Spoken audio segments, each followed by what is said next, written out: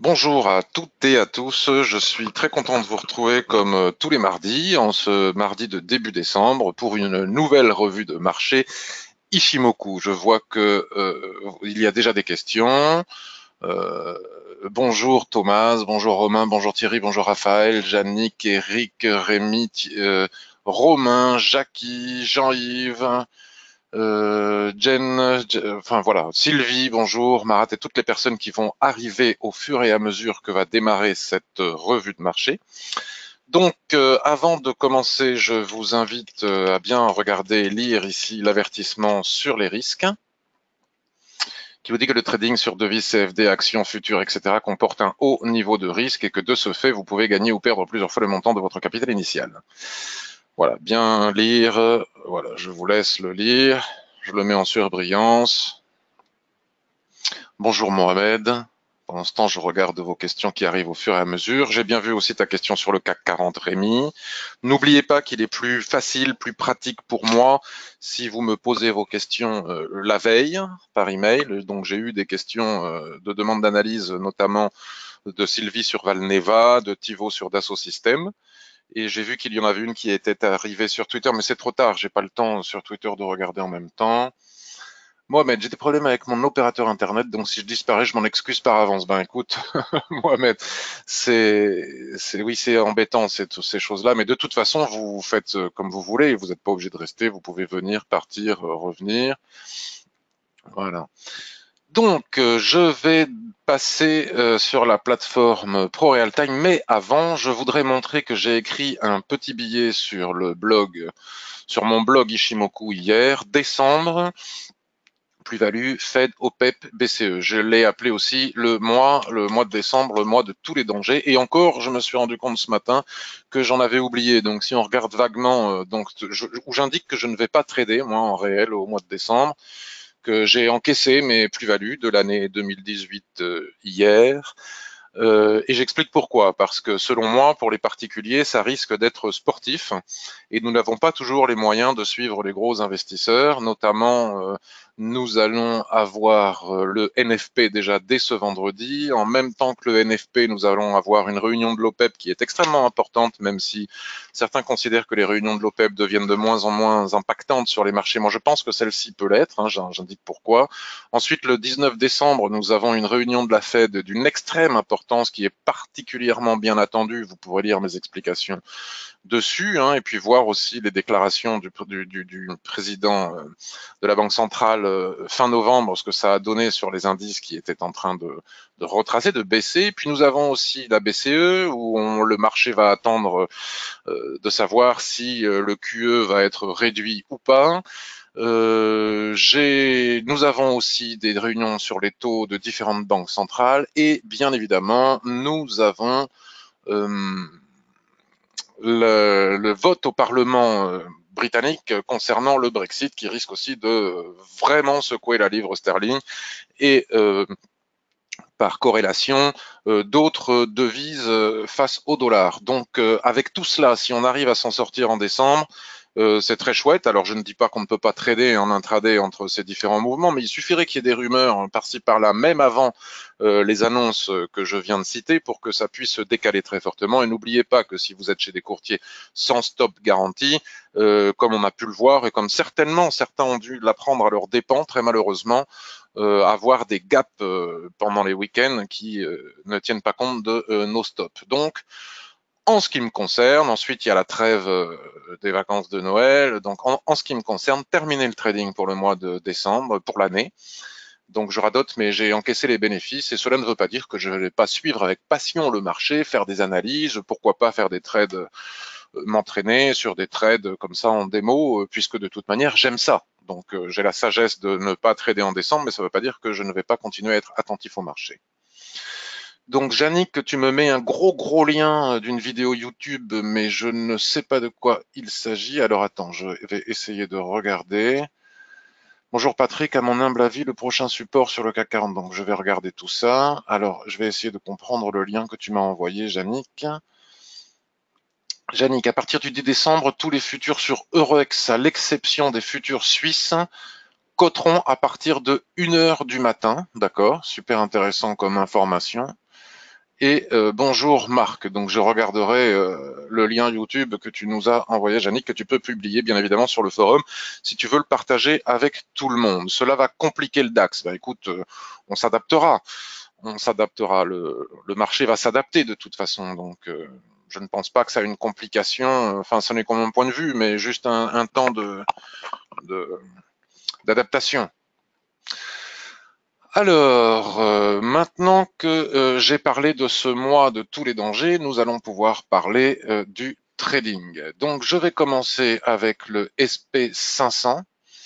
Donc, alors je précise pour aller dans le sens de ce que je disais, contrairement à mon habitude où je vous montre systématiquement mon compte réel. Là, c'est un compte de démonstration. C'est la raison pour laquelle vous voyez, je montre des sommes, etc., que j'ai ouvert avec 100 000 euros, qui a 158 000 euros maintenant, on s'en fout, mais enfin tout ça pour dire que même sur un compte de démonstration, on peut s'appliquer à gagner et à ne pas perdre. Je voudrais vous montrer le SP500 parce qu'on va le mettre en daily. Ça fait maintenant 3 semaines pratiquement que je montre à chaque revue de marché la pertinence des retracements de Fibonacci lorsque le marché est en dérive latérale, autrement dit en range. Donc je vais essayer de faire du ménage.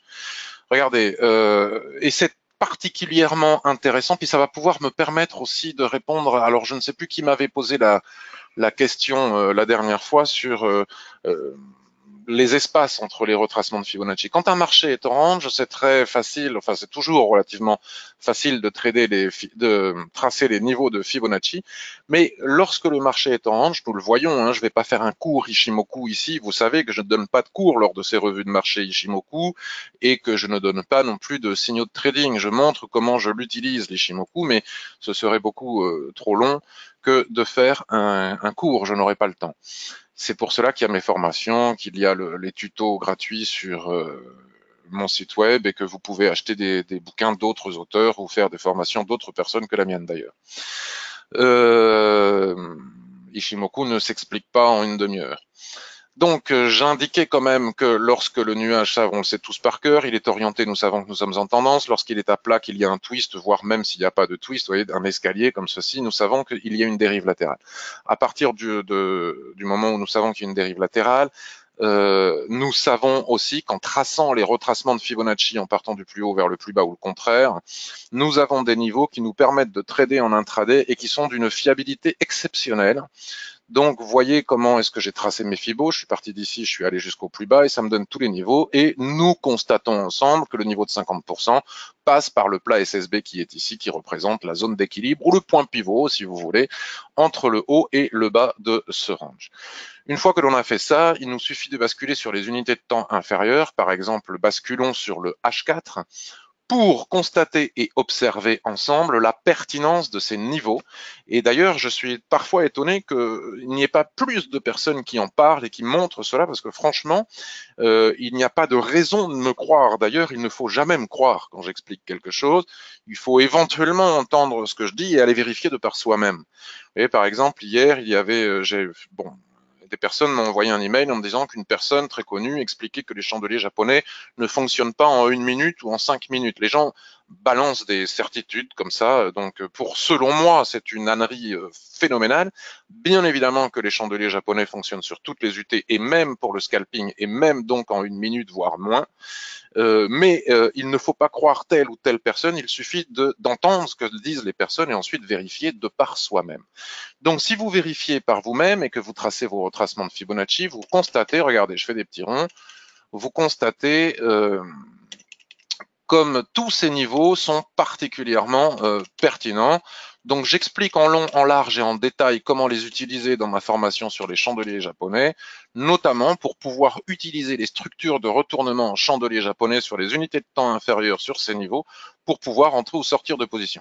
Même lorsqu'il y a un gap comme celui-ci, vous voyez, le gap arrive sur ce niveau de résistance qui correspond au niveau de 61% de retracement de Fibonacci. Observez comme le gap éjecte les prix, mais pas n'importe où, sur un niveau de Fibonacci, puis on retrace sur ce niveau de Fibonacci, etc. Donc tout ça pour dire qu'il y a quand même de belles opportunités de trading tout en étant très attentif à la moindre rumeur, et ça va devenir serré, c'est-à-dire que ça fait 3 semaines que l'on peut faire ça. Maintenant, je pense qu'il faut ralentir la démarche avec toutes les indications que je viens de vous donner. Il faut que je m'achète un disque dur, me dit-il.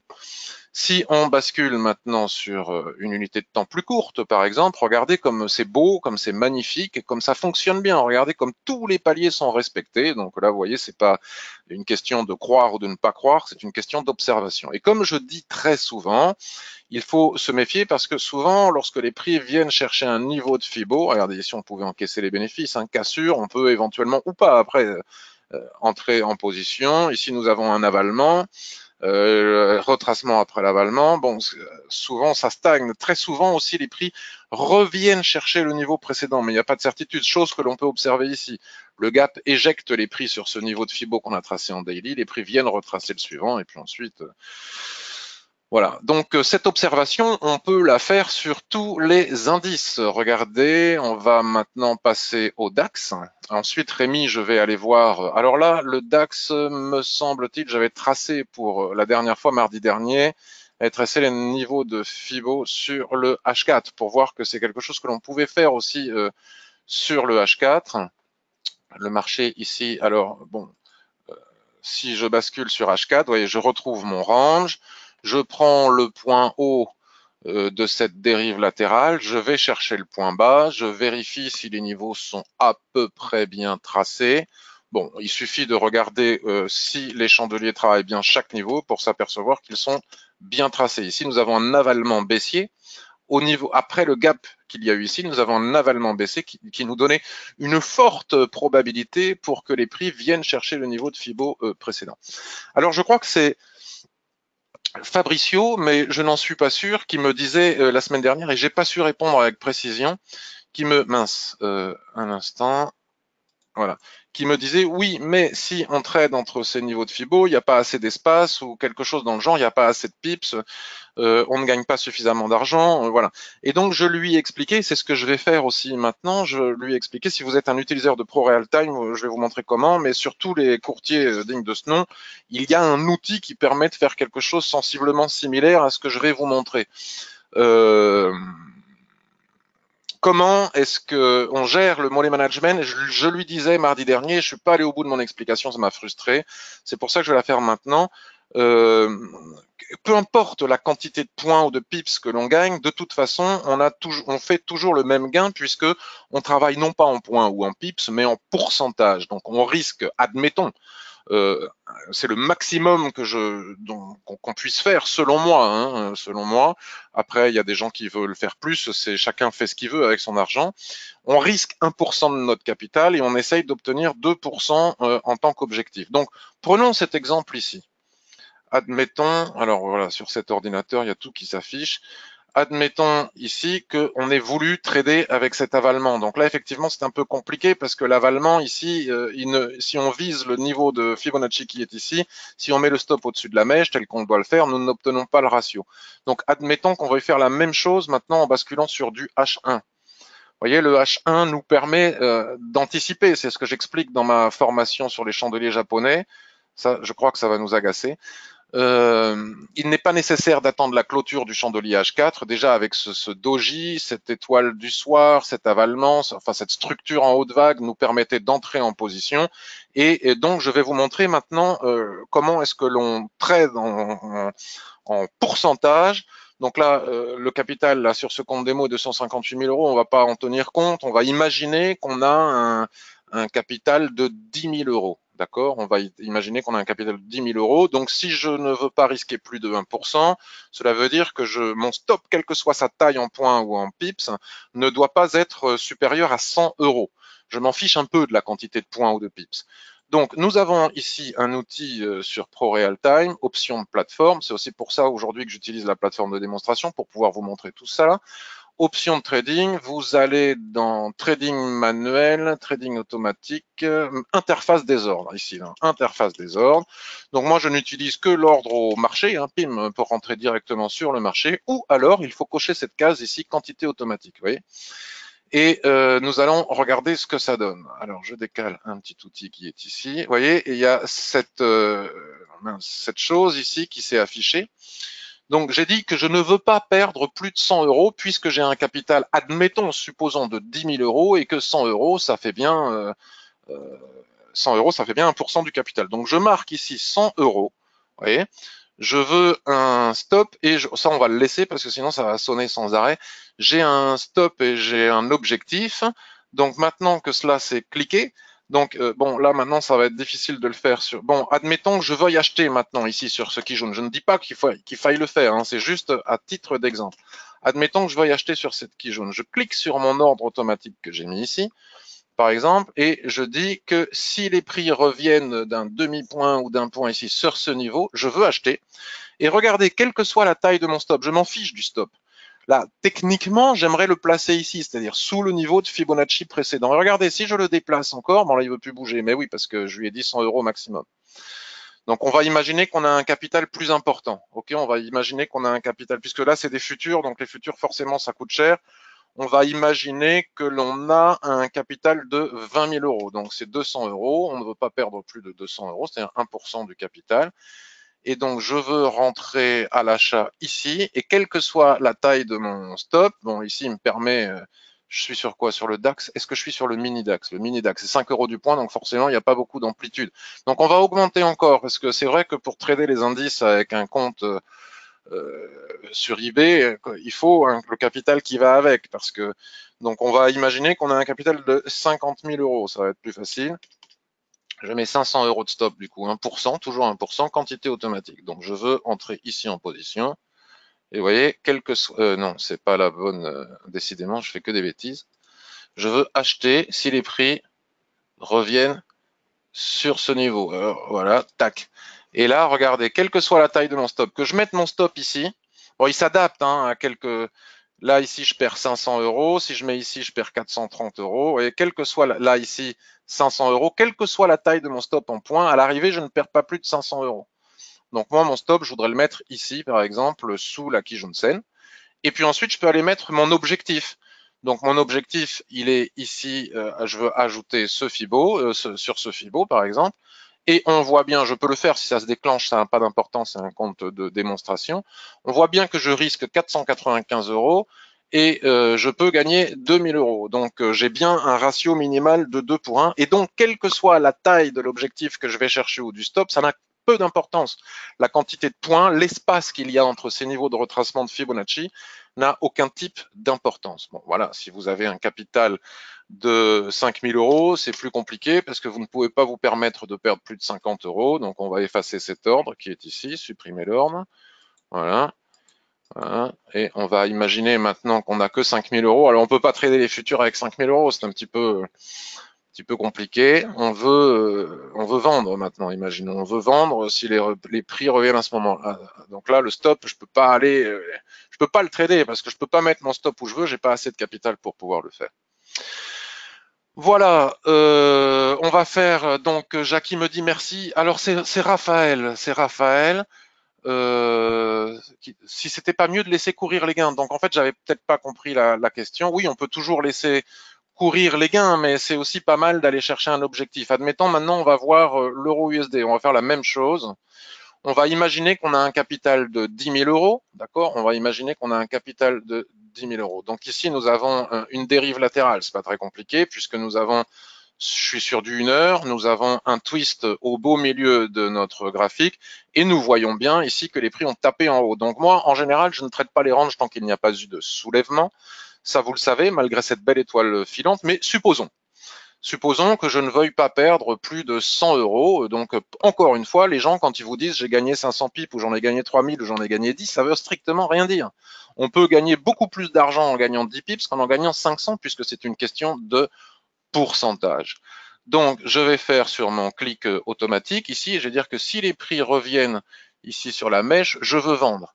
Donc maintenant, je mets mon stop et je ne veux pas perdre plus de 100 euros. Hein, vous l'avez bien vu ici. Et donc là, évidemment, c'est du pif. Hein, il faudrait que j'ai un critère technique, mais en général, ça peut marcher que de mettre son stop au-dessus de la mèche la plus haute au-dessus du range. Et regardez, que je mette, je n'ai même pas la moindre idée de savoir combien ça fait de pips. Je m'en fiche. Que je mette mon stop ici, que je le mette ici, que je le mette ici à beaucoup plus de pips, que je le mette ici, regardez, que je le mette ici à 150 pips, à l'arrivée, je perds pas plus de 100 euros. C'est ça l'histoire. Donc, admettons, je vais mettre mon stop ici.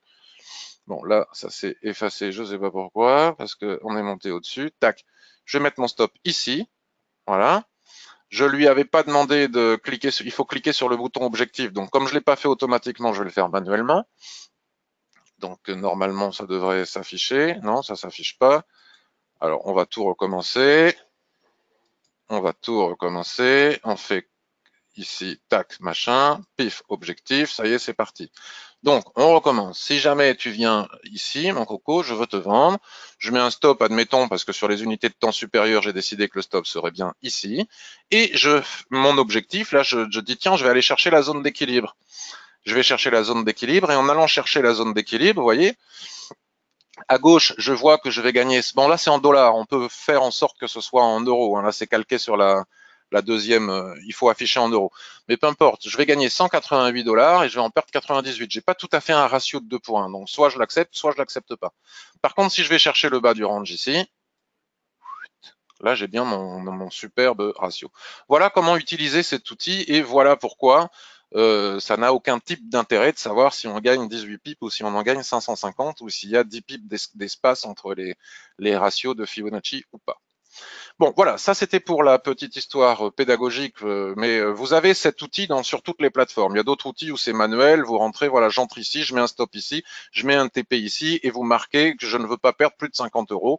Et donc, le logiciel s'adapte automatiquement pour, quelle que soit la taille de votre stop, ne pas perdre plus de 50 euros, de 100, ou en fonction de votre capital, bien évidemment. On peut constater que cette histoire de Fibonacci marche et fonctionne aussi très très bien sur le Dow Jones. Alors, parce que quand même, il y avait beaucoup d'opportunités. Voilà, donc là, je suis sur le journalier. Je vois bien que mon nuage est à plat. Je peux parfaitement bien tracer mon range. Donc, je peux aussi parfaitement bien tracer mes Fibos. Je constate que mon niveau de 50% passe bien par la SSB qui est ici. Et j'observe que tous ces niveaux de Fibonacci sont d'une pertinence absolue. Donc à partir du moment où j'ai fait cette observation, je bascule sur mon graphique H1 ou M15 ou H4 et bon là, tac, ça n'a pas été et donc je peux bon voilà là ici vous voyez tant que les prix ne reviennent pas sur ce niveau, il n'y a rien à faire. Si les prix reviennent sur ce niveau et dessinent des chandeliers de retournement sur ce niveau, nous aurons probablement un signal d'achat pour aller chercher le niveau de Fibo suivant et mettre le stop sous le niveau ici. Donc on voit bien manuellement que si j'entre ici, à condition qu'il y ait chandelier de retournement sur ce niveau, en clôture bien évidemment, à moins d'anticiper sur le M15, je mets mon stop, bon voilà, ici, puisque les prix, si jamais ils reviennent, alors il faut se méfier des mèches hein, avec les indices, mais s'ils reviennent chercher ce prix-là, ça sera probablement pour revenir chercher le Fibo qui est ici. Donc mon trade, ma position, mon plan serait invalidé, donc pas besoin de placer un stop au-delà. C'est comme ça qu'on place un stop et non pas au pif. Hein, par rapport à un niveau technique. Puis je sais que de toute manière, quel que soit là où je le mets, de toute manière, je vais faire en sorte de ne pas perdre plus de 1% de mon capital et je vais viser le Fibo suivant et on voit bien à l'œil nu que j'ai bien mon ratio de 2,1. Donc on peut constater que cette technique fonctionne merveilleusement bien et c'est aussi la même chose sur le CAC. Donc il n'y a rien d'autre à dire sur les indices puisque de toute manière, à moyen terme, comme vous avez pu le constater, ils sont tous en dérive latérale. Je reviens sur le journalier, voilà, dérive latérale, il n'y a rien d'autre à raconter que cette dérive latérale. Je vais maintenant aller répondre à quelques questions qui m'ont été posées, puis après on va faire un petit tour sur les devises. Voyons s'il y a des questions ou des commentaires. Merci pour cette nouvelle présentation, que je n'arrive pas à utiliser cet outil sur PRT. Bon, j'avais fait aussi une vidéo qui doit être sur ma chaîne YouTube. Oui, oui, j'utilise la même méthode pour tout type de position, c'est-à-dire que pas les Fibo, hein. Là c'est que sur les indices en range, sinon j'utilise Ishimoku. Par exemple, nous pourrions regarder le trade que j'ai effectué sur l'USD Yen, que j'ai annoncé, oula, bah dis donc, belle chute, que j'ai annoncé en temps réel. Là, je n'ai pas utilisé les Fibos. Je suis entré ici, nous avons la borne haute du range, nous avons la borne basse du range. En plus, il y a des personnes qui m'ont posé des questions sur le forum sur comment est-ce que je suis rentré, pourquoi je suis rentré et comment est-ce que j'ai visé cet objectif au point près. Hein. Vous savez que j'annonce tous mes trades en temps réel et non pas après, sinon ça n'a aucun type d'intérêt. Donc je suis rentré ici, j'ai fait cette analyse en H4. J'ai vu que le haut du range était probablement celui-ci, en sachant qu'il y avait bien un niveau de résistance ici. Et j'ai bien vu qu'il y avait aussi un niveau de résistance ici, premièrement. Donc vous savez que les ranges, soit on entre avec les chandeliers de retournement ici en bas, soit on vend avec les chandeliers de retournement en haut, ou avec les soulèvements et les ressauts, qui sont une arme d'une grande efficacité pour trader, que très peu de monde sait interpréter, et c'est bien dommage, parce que il y a vraiment pas mieux que l'interprétation des mèches, comme vous le savez très bien si vous avez suivi ma formation sur les chandeliers japonais, en trading. C'est vraiment, la mèche est un outil fatal. Qui fonctionne très très bien parce qu'il nous indique ce qui se passe. Par exemple, pour paradoter, pour ceux qui connaissent déjà, mais enfin quand même, je ne vais pas vous laisser avec une interrogation comme ça si vous ne connaissez pas, même si vous n'avez pas fait ma formation. Là, les vendeurs sont gorgés de points, ils ont pris toute la descente dans le range, ils arrivent ici, selon le précepte qu'a indiqué Raphaël tout à l'heure, je laisse courir mes gains et je sors quand j'ai des pertes, donc ils laissent courir les gains puisqu'ils savent que s'ils enfoncent le support qui est ici, ils vont gagner davantage. D'où la mèche, ils essayent. Mais ici, les acheteurs ne sont pas stupides et ils ont bien vu ce que tout le monde voit au même moment et ce qui fait que le trading fonctionne, c'est-à-dire ce support, question de psychologie de masse. Donc, ils repoussent les vendeurs puisqu'ils essayent, eux, de rentrer en position en disant aux vendeurs, écoutez les gars, vous avez pris une part du gâteau ici, ça serait bien de dégager, de nous laisser manger à notre tour. Donc, c'est ce qu'ils font, ils entrent massivement. En clôture de chandelier, comment s'appelle-t-il, les vendeurs voient bien qu'il y a un marteau ici, doji. Ils voient bien que suite à la mèche, là, ils ont essayé, ils sont repoussés par les acheteurs. Ils comprennent que les acheteurs ne vont pas se laisser faire et vont avoir envie de manger eux aussi du gâteau. Donc, ils encaissent leurs bénéfices et c'est la raison pour laquelle après, il n'y a plus que des acheteurs et on va chercher le haut. Hein, c'est ne pas comprendre ce que veulent dire les mèches en trading, c'est se priver d'un outil fondamental. Bon. Je reviens sur ma prise de position. Donc, c'est une revue de marché un peu plus pédagogique aujourd'hui que plan de trading. Donc, j'ai les ranges, on peut les acheter en bas, on peut les vendre en haut selon les critères que je viens de déterminer.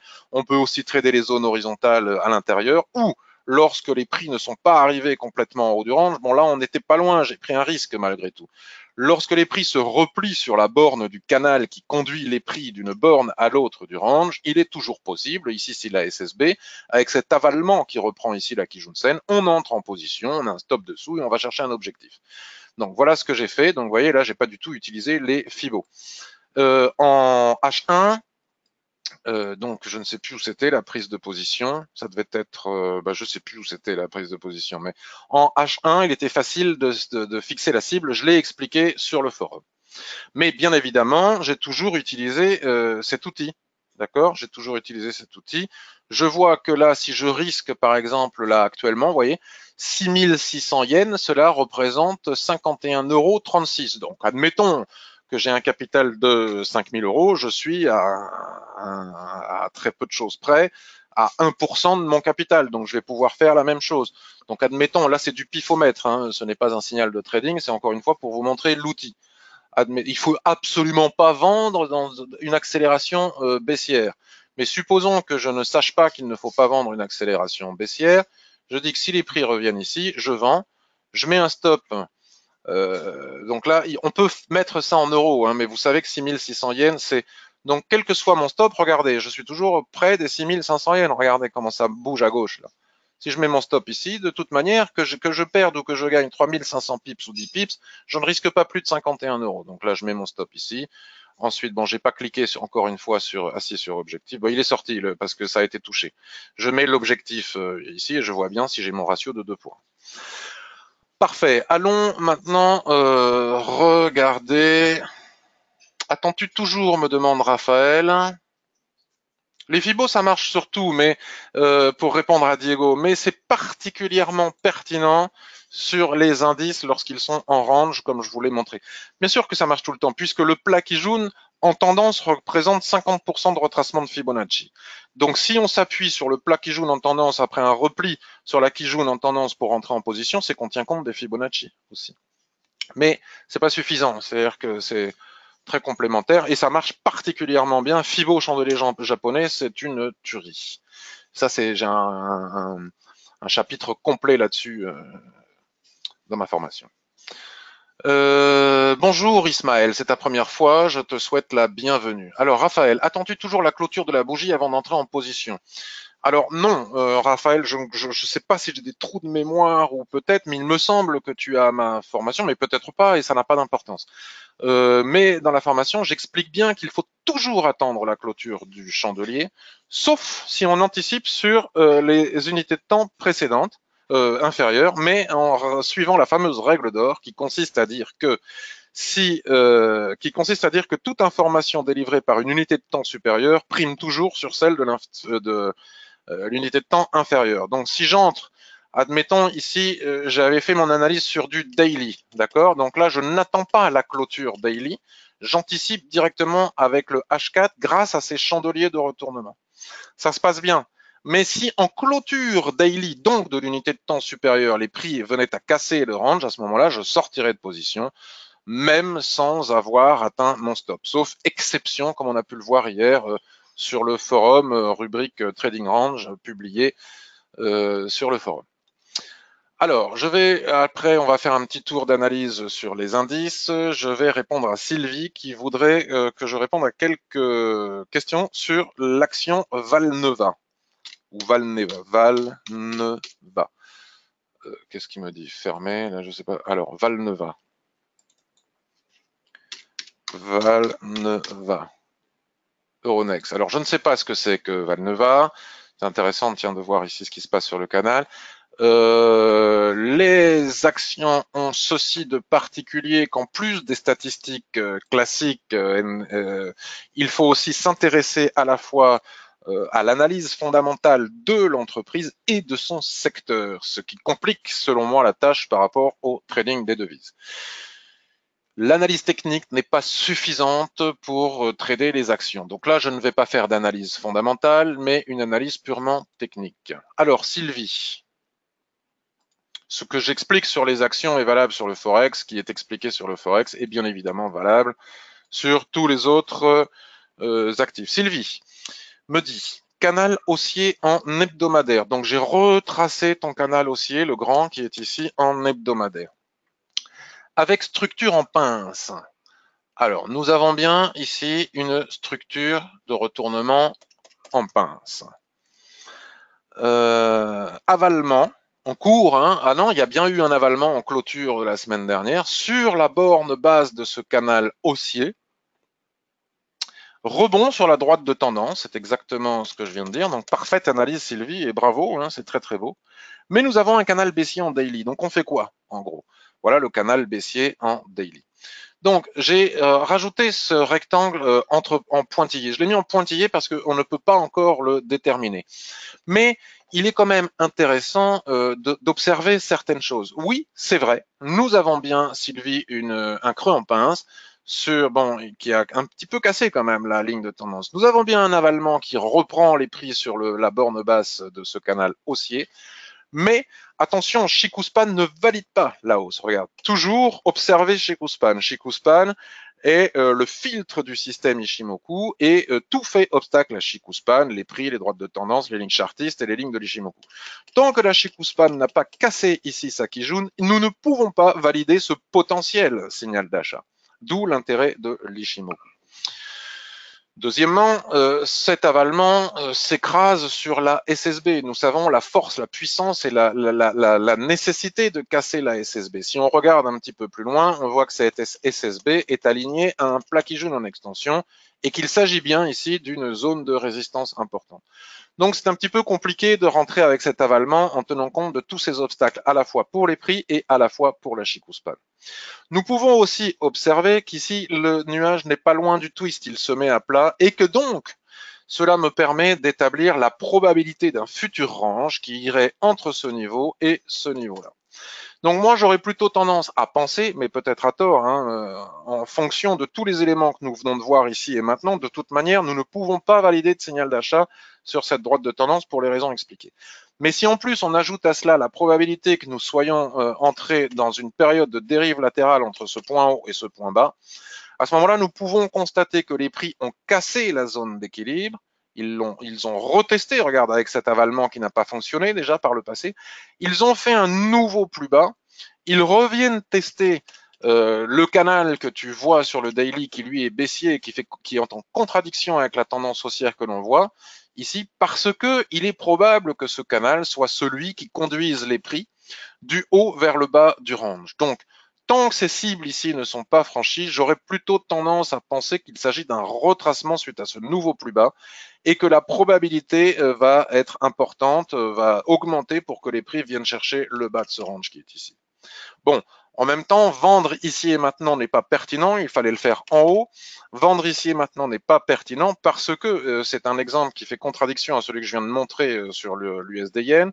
Tant que nous avons ici cette borne basse de ce grand canal, il n'est pas possible de vendre non plus. Donc je dirais qu'ici, nous sommes dans une zone de non-trade et il faut attendre que les prix soit repassent par-dessus et que la Chikou-Span valide le signal d'achat, soit que l'on repasse sous le canal haussier weekly que tu as parfaitement bien identifié pour ensuite, une fois qu'il y aura un repli dessus et sur les lignes de l'Ishimoku qui vont redescendre, comme nous l'avons vu dans la formation Ishimoku, à ce moment-là, venir chercher le bas du canal qui est ici, du range qui est ici. Voilà pour ta demande d'analyse, Sylvie, en espérant qu'elle te convienne. Plus je te suis, plus cela me passionne, me dit Raphaël. Bah écoute, c'est très très très gentil. Alors, Ismaël, j'irai voir la UDNZD si j'ai le temps. L'idéal, c'est de me le demander la veille par email quand j'envoie le lien. Mais si j'ai le temps, j'irai voir avec plaisir. Thibaut, Dassault Systèmes. Alors, Dassault Systèmes. Dassault Systèmes que j'avais pas réussi à montrer à Marc qui vient d'arriver. Donc là, désolé pour cette dernière fois, Dassault Systèmes. Alors, qu'est-ce qu'il nous dit Thibaut? Daily. Alors, on va se mettre en daily. Croisement Tenkan-sen avec Kijun-sen. Donc là, j'ai une montée d'urticaire. Et canal baissier. Alors, Thibaut, le croisement de Tenkan avec la Kijun-sen, il n'est pas interdit de l'observer, mais moi je ne l'observe pas. C'est selon moi, hein, je n'ai pas de vérité, je n'ai que les miennes. Et mon expérience de l'observation de l'Ishimoku, le croisement Tenkan-sen-Kijun-sen, il faut l'oublier, c'est une aberration, ça ne sert à rien. On ne peut pas résumer l'Ishimoku à un vulgaire croisement de moyenne mobile. Souvent, d'ailleurs, là, il n'y a pas encore de croisement, mais lorsque croisement il y a, c'est souvent tardif. Imaginons qu'il y a un croisement ici, donc on achète, et puis au moment où on achète, on est en total surachat, on se prend le repli dans les dents et on ne comprend pas pourquoi ça ne marche pas. C'est tardif, je ne l'observe même pas, je ne le vois pas, je ne sais même pas qu'il existe. Canal baissier, donc j'ai retracé ton canal baissier, voilà, où tu me dis qu'il a été cassé par le haut. Donc effectivement, le canal baissier a parfaitement bien été cassé par le haut. La Chikou-Span va traverser les prix. Alors, elle va les traverser, mais pour le moment, elle ne la traverse pas encore. Nous voyons, comme je disais tout à l'heure, que la Chikou-Span n'a pas encore réussi à traverser les prix et qu'au-dessus d'elle, de toute façon, il y aura la Tenkan-sen immédiatement après. Raison pourquoi, des fois, les gens, là, les chartistes doivent se dire, peut-être que des gens sont entrés en position ici, ne comprennent pas pourquoi ça ne passe pas plus haut. Bah, d'abord, parce qu'on achète en surachat, et puis deuxièmement, ils n'ont pas la Chikou-Span. S'ils avaient la Chikou-Span, ils comprendraient pourquoi les prix n'arrivent pas à passer au-delà. Mais le nuage, lui, est complètement baissier.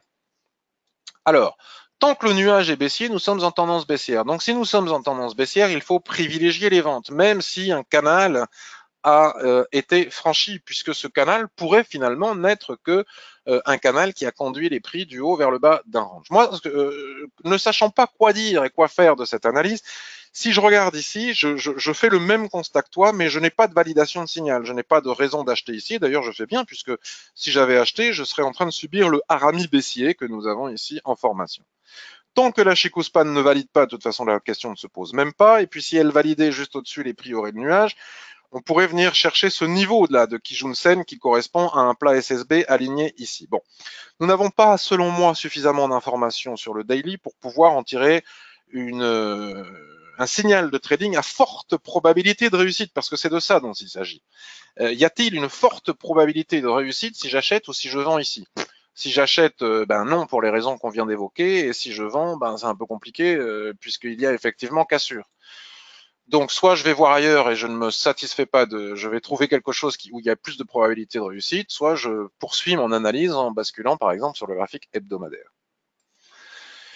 En voyant le graphique hebdomadaire, c'est aussi ce que tu dis, il y a aussi encore une probabilité de twist ici, mais probabilité ne veut pas dire que ça va réellement. Bon, il faut, pour le moment, le twist n'est pas encore intervenu. Il va certainement intervenir si, lorsque le calcul mathématique admettons qu'il y ait twist. Admettons qu'il y ait twist. J'ai un seul point de contact ici. Quel est le bon point de contact en bas pour tracer la borne de mon range? Ici, ça n'apparaît pas facile à tracer. Quand c'est facile, on n'utilise pas les Fibonacci. Quand c'est difficile, on peut céder, mais ça ne doit pas être des Fibonacci, puisque nous avons vu en ouverture de ce webinaire que le plat SSB qui est ici représente en général le point pivot entre le haut et le bas d'un range ou le contraire. Donc j'aligne mon 50% sur ce plat SSB et ça me donne la borne basse du range probable. On voit bien que ça passe sur un niveau. Donc je dirais la même chose qu'à Sylvie. Moi j'aurais tendance à penser que nous sommes dans une phase extrêmement baissière. Pour le moment ça retrace. Probablement ici sur le niveau d'équilibre, sur le niveau d'équilibre du range, certainement pour aller chercher encore de nouveaux plus bas. C'est comme ça que je le vois. Mais si je bascule maintenant sur le graphique mensuel parce que c'est toujours pas très clair pour moi, je bascule sur le niveau mensuel et là je suis bien embêté parce que je n'ai que des contradictions, ça arrive parfois. Et lorsque l'on a des contradictions partout, ben en général ça veut dire c'est pas facile à trader, va voir ailleurs. Ou abstiens-toi et attends qu'il y ait quelque chose quelque part qui apparaisse. Maintenant, en mensuel, nous avons une tendance qui est parfaitement bien haussière, qui est magnifique, et on peut constater que depuis très longtemps maintenant, dès que les prix se replient sur la Kijun-sen, ici, en phase tendancielle, bon, mais là, il y a accélération, accélération, accélération, ça repart à la hausse. Donc, un investissement de long terme après analyse fondamentale de l'entreprise et de son secteur d'activité, je ne sais pas ce qu'il a, il a dû déclencher un ordre qu'on lui a ouvert tout à l'heure, enfin j'en sais rien, de toute façon on s'en fout, c'est un compte démo. La Kijun-sen ici pourrait être là il y a quand même un énorme excès, on corrige l'excès, on voit bien qu'il y a un ressaut au niveau donc pourquoi pas entrer ici à très long terme avec un stop sur ce niveau et puis aller chercher de nouveau plus haut.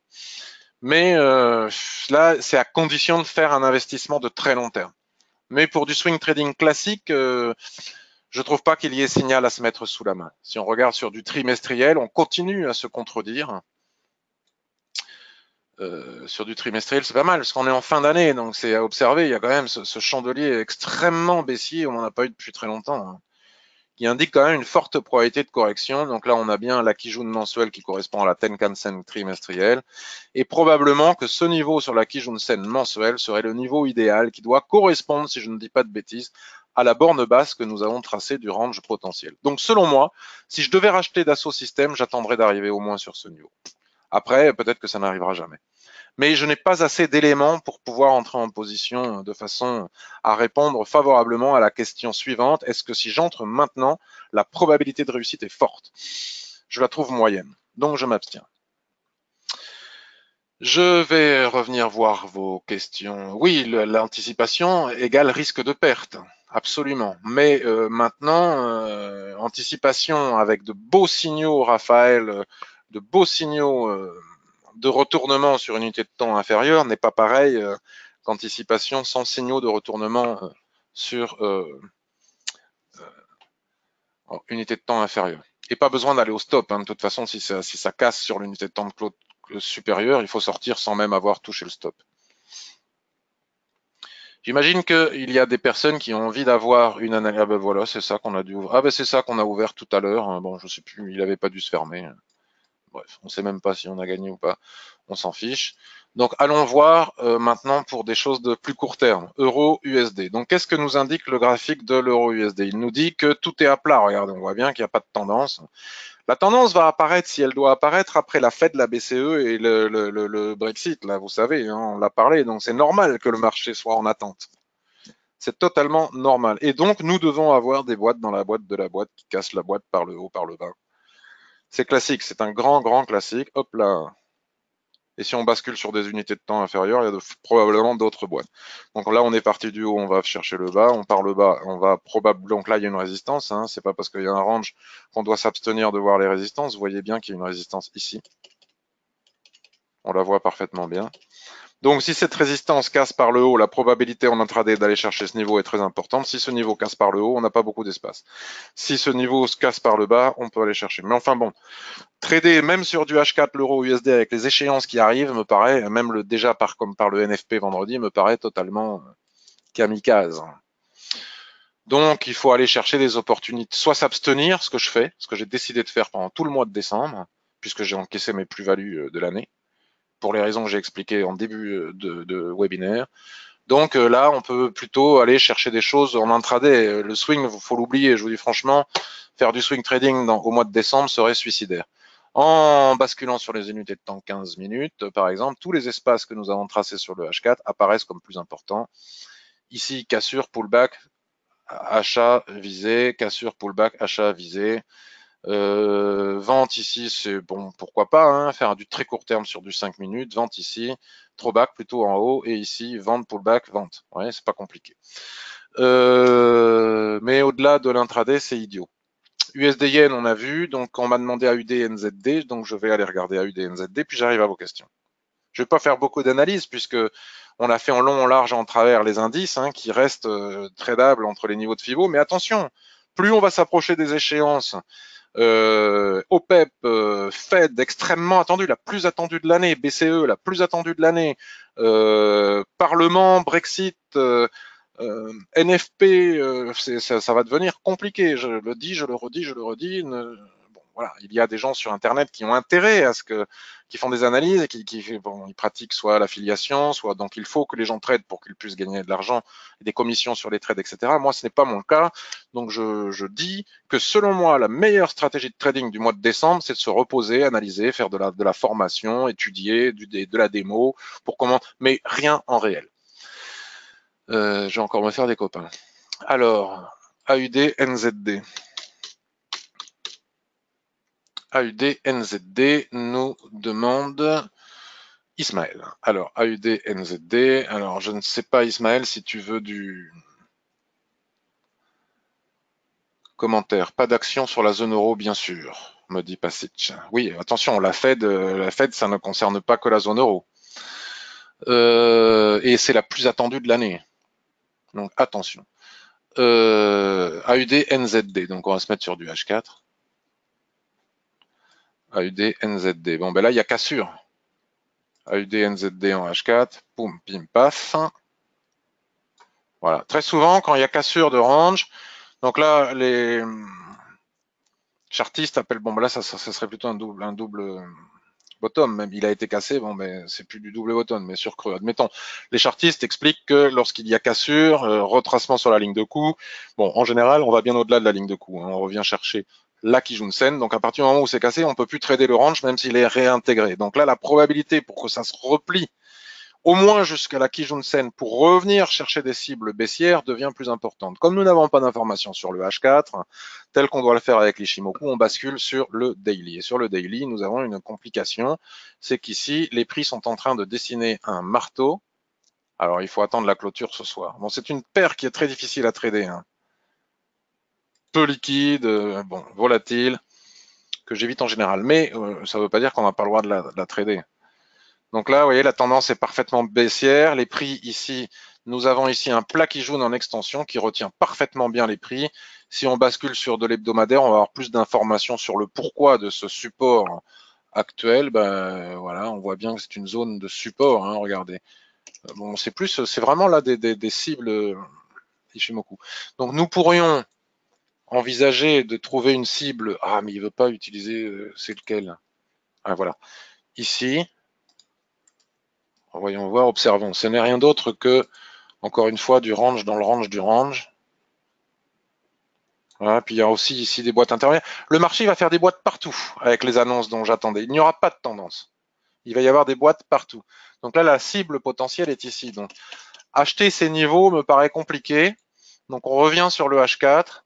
À mon avis, on a cassé cette boîte intermédiaire, comme je vous disais, pour venir chercher la borne basse de l'autre boîte qui est ici. Après retracement.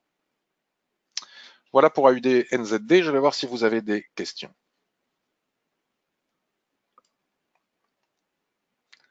Merci Sylvie pour l'analyse, je te remercie. Le twist est un retournement de tendance. Bonjour Mara, pas du tout. Le twist est une indication de forte probabilité pour entrer en dérive latérale et ce n'est qu'à la sortie de la dérive latérale que nous saurons si il y a retournement ou pas de tendance. Si tu trouves le temps, Raphaël, comment pourrais-tu faire un tuto sur comment faire une analyse fondamentale? Mais je ne sais pas faire d'analyse fondamentale, moi. Mais oui, je sais faire en fait. Je sais faire. Je vais réfléchir à cela, Raphaël, avec plaisir. Je n'ai plus de son et je me fais déconnecter aussi. Je suis vraiment désolé de partir comme ça. Ben, c'est pas grave. Mohamed, très bonne journée à toi aussi. Ismaël, très bien. Ben, écoutez, si vous avez des questions, n'hésitez pas à me les poser. Je vais regarder le DAX. Qu'est-ce qu'il fait là, le DAX? Regardez, il est sur la Tenkan-sen ici. Nous avons un niveau de Fibo juste en dessous. Donc, on va tracer ici la Tenkan-sen. Paf. On va jeter un coup d'œil sur du 15 minutes. Voilà, c'est quand même vachement baissier. Ça travaille ici à un niveau. Hein, et puis là, nous avons un autre niveau. Basculer sur du 5 minutes, je regarde quelque chose. Voilà, donc ici, nous avons un range, on va dire, sur du 1 minute. Parce que ça m'agace qu'il y ait des gens qui se permettent de dire les chandeliers japonais sur le 1 minute, ça ne marche pas. On voit bien que ça marche. Regardez, là, on est sur du 1 minute, on est sur résistance. Regarde, doji, tendu, avalement. On voit bien que, enfin, je veux dire, regardez la Kijun-sen, doji, doji. Bon, là, nous n'avons pas vraiment de chandelier de retournement. Je regarde sur du 15 minutes ce qu'il y a à voir sur ce niveau. Bon, voilà, on est en train de le passer. Donc c'est dommage, sinon j'aurais fait un scalp en direct. Mais comme on est en train de le passer, on est en train de le passer. Donc, puis de toute façon, il n'y a pas de volatilité. Mais là, c'est un niveau de scalping, vous voyez. C'est un niveau de scalping. Bon, là, normalement, le scalping, il faut le faire en... Comment s'appelle-t-il en clic direct. Mais voilà, là, c'est un niveau de scalping. Mais quand même, on a cassé le support. Donc là, je prends un risque inconsidéré avec ce scalp. Je rappelle qu'il s'agit d'un compte de démonstration. Voilà, j'espère que ce webinaire vous a plu. Eric, Patrick, sur action, OK pour l'analyse fondamentale sur swing et long terme, mais sur court terme, plutôt psychologie de masse. Oui, je suis tout à fait d'accord avec toi. Donc, pas forcément nécessaire d'utiliser cette analyse secteur et fondamentale sur l'entreprise. Je suis tout à fait d'accord avec toi, Eric. Bon, juste éventuellement jeter un petit coup d'œil quand même, parce que si au moment où on veut faire du court terme sur action, en même temps, vu les coms et vu le court terme sur action, ça coûte quand même cher. Mais si on veut faire du court terme sur action et qu'à ce moment-là, on a un discours d'entreprise ou comme ça, juste voilà, vérifier ce petit. Mais je suis d'accord avec toi. Patrick, donne-moi une adresse, je vais t'envoyer USD de 512 gigas. Je sais pas, je viens pas très bien compris, mais avec plaisir. Bon, mais écoutez, je vous souhaite une excellente journée. Voilà, le scalping là, c'est trop long. Vous voyez, le problème, c'est qu'il c'est ici l'achat. Mais quand même, pour vous dire que les chandeliers japonais sur du 1 minute, allez, pim, on prend 1,5 €, c'est plié pour le scalping en direct. Voilà, juste pour montrer que j'étais fâché qu'on me dise que les chandeliers japonais sur support ne sont pas bons. Ah, merci pour le, le disque dur, c'est gentil, Mara. Je vous souhaite une très bonne journée. Je suis très content d'avoir fait ce petit scalp en direct devant vous pour prouver l'efficacité des chandeliers japonais, même en 1 minute. Merci à tous. Excellente semaine, excellente journée. Bye bye.